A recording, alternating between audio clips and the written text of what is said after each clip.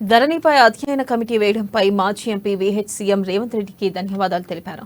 ధరణి portal వల్ల గతంలో Congress party పేదలకు ఇచ్చిన భూములు అన్యక్రాంతం అయ్యాయని వీహెచ్ అన్నారు.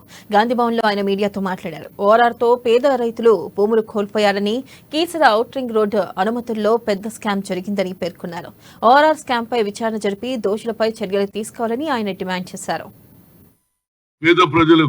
వాళ్ళు కోర్టుల చుట్టూ ఇప్పటిదాకా తిరుగుతున్నారు. కోర్టులో ఆర్డర్ ఉన్నప్పటికీ కూడా మరి హెచ్ఎండిఏ వాళ్ళు ఏ విధంగా లేఅవుట్ కు పర్మిషన్ ఇచ్చిండ్రు అనేది పాయింట్.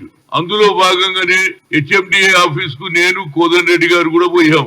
అయ్యా కాగితాలు ఇవ్వండి, ఎందుకు ఇచ్చిండ్రు, మీరు ఏ పర్పస్ కి ఇచ్చిండ్రు, ఎందువల్ల ఇచ్చిండ్రు, కోర్టులో ఆర్డర్ ఉన్నా గానీ అన్నా మాకు ఆ కాగితాలు ఇవ్వలే.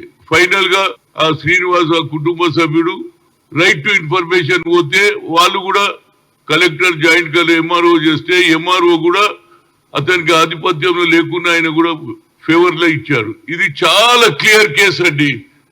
ఇవాళ దానికి వాళ్ళు అడక తింటున్నారు ఒరిజినల్ ఫ్యామిలీస్.